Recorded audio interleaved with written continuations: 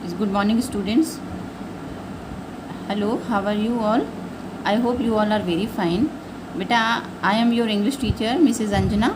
I will teach you English reader and grammar both. Today we will do the chapter 2, the phrases and the clauses. Firstly, today I will explain you the meaning of phrase. What is phrase? बेटा देखो, सबसे पहले आप लोगों को ये पता होना चाहिए कि फ्रेज़ क्या होते हैं. आपको सेंटेंस मैंने कल बता दिया था कि पूरा आपको समझ में आ गया था. ऑनलाइन क्लासेस में हमने बताया. कल yesterday I have sent you the video also of exercises. तो today we will do the phrase. Phrase is a group of words that make some sense. यानी जो फ्रेज़ होते हैं वो एक शब्दों का समूह होते हैं जिसका कुछ सेंस निकलता हो, जिसका कुछ मतलब निकलता हो, but not a complete sense. मगर उसका पूरा कंप्लीट पूर्ण मतलब ना निकलता हो, उसको हम फ्रेज़ बोलते हैं. It does not contain a subject and verb. जो फ्रेजेज होते हैं उसमें ना तो सब्जेक्ट होगा और ना ही वर्ब दिया हुआ होगा. ठीक है. जैसे एक एग्जाम्पल मैं आपको बताती हूँ फ्रेज़ का. जैसे in the post office with great difficulty. यानी इन दी पोस्ट ऑफिस कुछ सेंस तो निकल रहा है मगर कंप्लीट सेंस नहीं निकल रहा है सेंटेंस में, तो इसको हम क्या बोलेंगे? ये फ्रेज़ है. ऐसे विद ग्रेट डिफ़िकल्टी, तो विद ग्रेट डिफ़िकल्टी इसका भी देखो मीनिंग सेंस तो निकल रहा है पर पूर्ण तरीके से हमें ये अधूरा सेंटेंस लग रहा है, यानी पूर्ण सेंटेंस नहीं लग रहा है. इसी को ही हम फ्रेज़ बोलते हैं. ऐसे शब्दों का समूह जिसका कि पूर्ण मतलब ना निकलता हो, जिसका कंप्लीट सेंस नहीं निकलता हो, that is called the phrase. ठीक है. अब देखिए ये जो इन द पोस्ट ऑफिस के आगे अगर मैं कुछ वर्ड लिख देती हूँ तो इसका पूरा सेंस निकल जाएगा. जैसे यहाँ पे लिख दिया मैंने, his father works in the post office. दूसरा सेंटेंस है हमारा, वी कुड क्लाइंब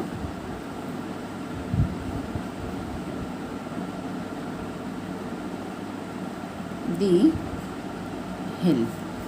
तो देखिए अब हमारा जो ये सेंटेंस था जो अधूरा था, his father works in the post office, यानी उसके जो पिताजी हैं वो पोस्ट ऑफिस में काम करते हैं. यानी अब इन पूरे जो वर्ड्स ये दिए हुए हैं, जो शब्दों का समूह है और इसका कुछ सेंस निकल रहा है और इसमें सब्जेक्ट भी है और वर्ब भी है, इसको तो हम सेंटेंस बोल देंगे.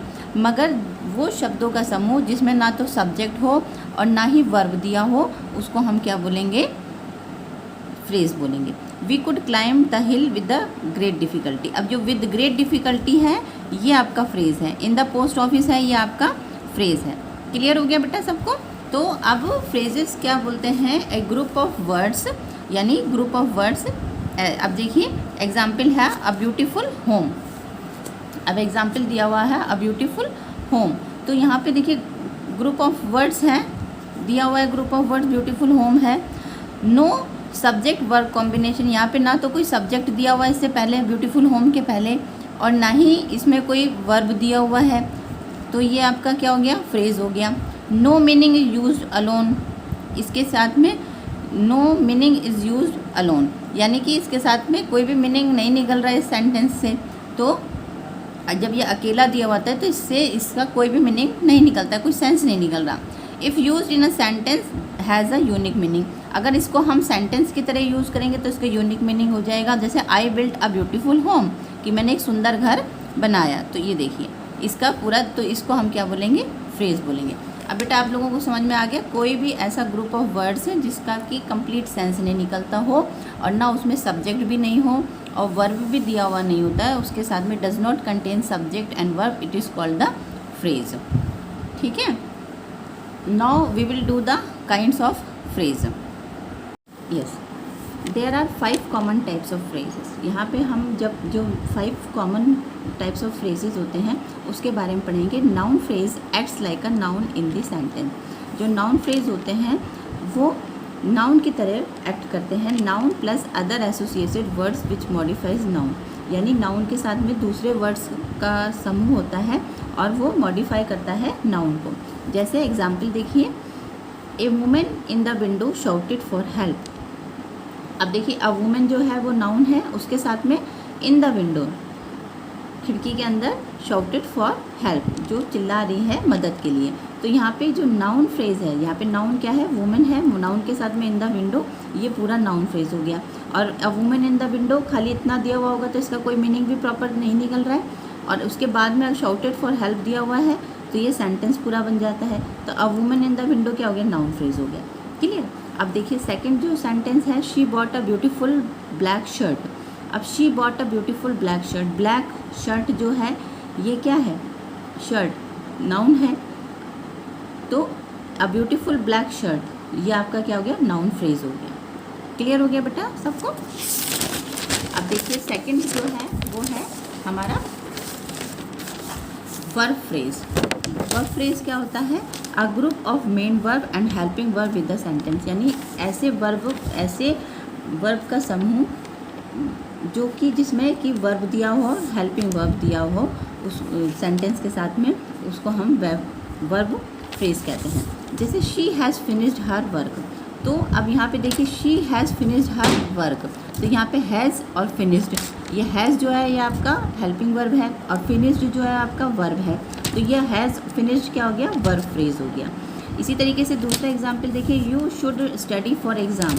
अब देखिए यहाँ पे ये ऑक्सिलरी वर्ब आ गया आपका शुड, हेल्पिंग वर्ब आ गया शुड, और स्टडी जो आ गया ये आपका क्या आ गया, वर्ब आ गया। तो यहाँ पे शुड और स्टडी दोनों आपका जो हेल्पिंग वर्ब आ गए और एक मेन वर्ब आ गया, तो ये आपका वर्ब फ्रेज बन गया। क्लियर। मैंने आपका कहा था कि सिंगल कभी भी फ्रेज नहीं होगा, टू या दो से ज़्यादा, दो या दो से अधिक शब्दों का जो समूह होगा उसको हम फ्रेज बोलेंगे।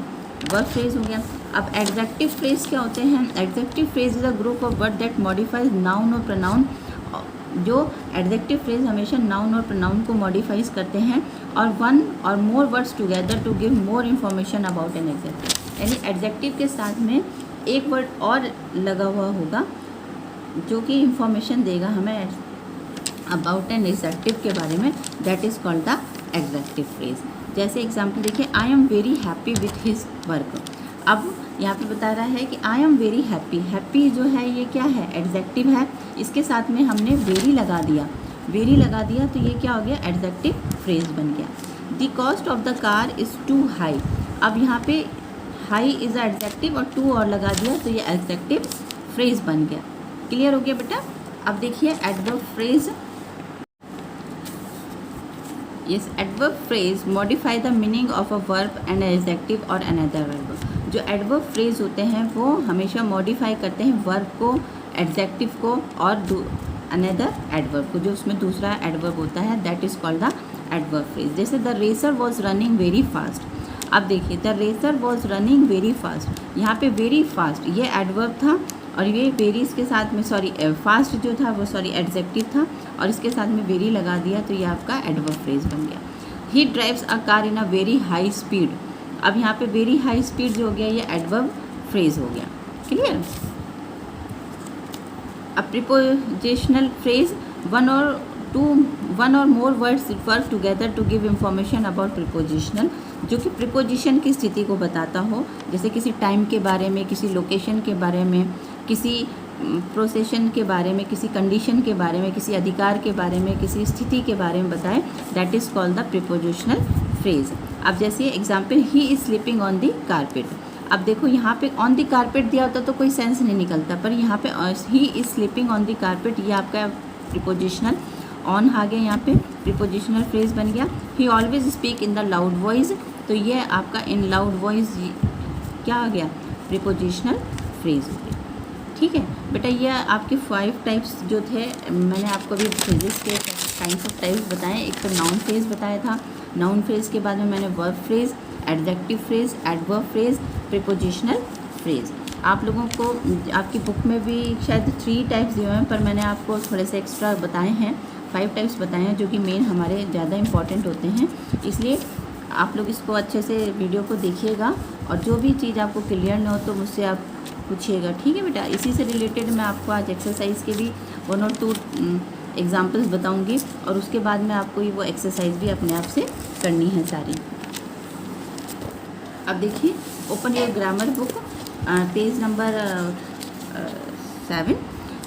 एक्सरसाइज 2.1 दिया हुआ है। इसमें सबसे पहले देखो, इसमें क्या करना है आपको, underline the adjective phrase in the following sentence. यानी इस जो ये सेंटेंस दिया हुआ है इसमें आपको एडजेक्टिव फ्रेज को अंडरलाइन करना है। अभी मैंने आपको बताया था फ्रेजेस के बारे में, आपको समझ में आ गया। एडजेक्टिव का मतलब होता है किसी चीज़ की क्वालिटी को बताया जा रहा हो। देखो, this is a building with a magnificent looks. तो अब देखो यहाँ पे एडजेक्टिव फ्रेज क्या बना, विद अ मैग्निफिशेंट लुक्स, ये आपका एडजेक्टिव फ्रेज बन गया। इसको अंडरलाइन कर देंगे। ओके बेटा, मैंने कर भी रखी है। अब देखिए second sentence, I bought a shirt with strips on it. यानी मैंने एक ऐसी शर्ट खरीदी जिसके ऊपर धारियाँ बनी हुई, स्ट्रिप्स का मतलब होता है धारी यहाँ बनी हुई हैं। तो विद स्ट्रिप्स ऑन इट बताया जा रहा है यहाँ पे, तो ये विद स्ट्रिप्स ऑन इट ये एडजेक्टिव फ्रेज हो गया। क्लियर हो गया। अब ये थर्ड, फोर्थ, फिफ्थ, सिक्स आप लोग अपने आप करेंगे, मैं नहीं बता रही हूँ, डू योर सेल्फ। और फिर मैं आपको कल इसका करेक्शन वर्क दे दूँगी, उसमें से आप लोग चेक कर लीजिएगा अपना।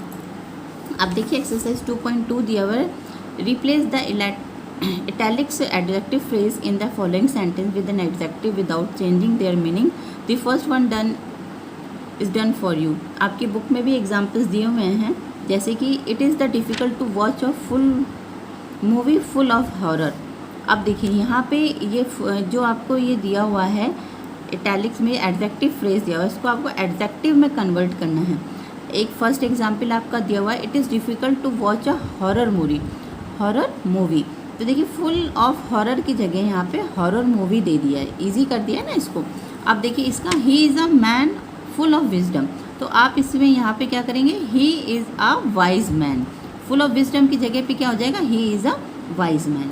अब थर्ड वाला देखिए, he we went to a market crowded with people, यानी लोगों से भरा हुआ मार्केट। ये तो थोड़ा सा इसको हमें एडजेक्टिव में बनाना है, तो we went to crowded market. Clear. अब थर्ड तक मैंने करवा दिया, फोर्थ, फिफ्थ, सिक्स आप लोग अपने आप करेंगे, ये मैं नहीं करवा रही हूँ, डू योर सेल्फ। उसके बाद में देखिए बेटा एक्सरसाइज 2.3, इसमें आपको ये जो वर्ड्स दिए हुए हैं एडवर्ब फ्रेज आपको इटैलिक्स में दिए हुए, ये सेंटेंस में दिए हुए हैं, इसमें से आपको एडवर्ब ढूंढ के लिखना है। अब देखिए इसमें दिया हुआ है incident awkward again and again.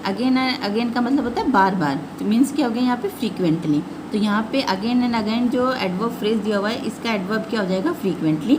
तो आप यहाँ पे फ्रीक्वेंटली लिख देंगे। The principal spoke to me in a kind manner, तो काइंड मैनर मीन्स काइंडली। तो ये जो बॉक्सेस दिए हुए हैं यहाँ पे जो ये इन इटैलिक्स में थोड़ा सा टेढ़ा करके लिखा हुआ है, इसी जैसे स्टेप बाय स्टेप का आपको ढूंढना है। ये आप लोग अपने आप करिएगा, बाकी के मैंने 2 बता दिए हैं, इसके बाद आप खुद करेंगे। मैं सारा इसलिए नहीं करवा रही हूँ, अगर मैं करवा दूँगी तो फिर आप लोग प्रैक्टिस नहीं करोगे, फिर आपको समझ में नहीं आएगा। और ग्रामर भी बेटा जब आप खुद करोगे, अपने आप से करके देखोगे, तभी आपको समझ में आएगी, अदरवाइज़ बिल्कुल भी आपको समझ में नहीं आएगा ये सब्जेक्ट। ठीक है। अब देखिए last exercise 2.4, underline the noun phrase in the following sentence. आपको ये जो सेंटेंस दिए हुए हैं इसके अंदर आपको नाउन फ्रेज को अंडरलाइन करना है कि नाउन फ्रेज क्या होता है, अभी मैंने आपको बताया था। ठीक है, नाउन फ्रेज। तो sketching portraits in his is his hobby, sorry बेटा। तो स्केचिंग पोर्ट्रेट्स जो हो जाएगा ये आपका नाउन फ्रेज हो जाएगा। इसी तरीके से सेकंड वाले में she hopes to pass with flying colours, तो विथ फ्लाइंग कलर्स ये आपका नाउन फ्रेज हो जाएगा। अब थर्ड, फोर्थ और फिफ्थ जो है ये आप लोग अपने आप करेंगे, मैं नहीं करवा रही हूँ। ठीक है, ये एक्सरसाइज जो मैंने आपको आज घर के लिए दी है, मैंने आज आपको फ्रेजेस बताए हैं, ये आप अपने आप इसको अच्छे से दोबारा से पढ़िएगा, और कहीं भी कोई प्रॉब्लम हो उससे पूछना। आप एक्सरसाइज करिएगा, एक्सरसाइज करेंगे तभी आपको ये चैप्टर क्लियर होगा। और उसके बाद में कल मैं आपको क्लाउजेस की वीडियो सेंड करूँगी और उससे रिलेटेड एक्सरसाइज करवाऊँगी। और आप लोगों की कोई भी प्रॉब्लम हो तो मुझे ऑनलाइन सेशन में ज़रूर बताइएगा। हम लोग ऑनलाइन सेशन मेरा फ्राइडे को है, फ्राइडे को we will discuss about these topics. Okay बेटा, ओके, बाय बाय एंड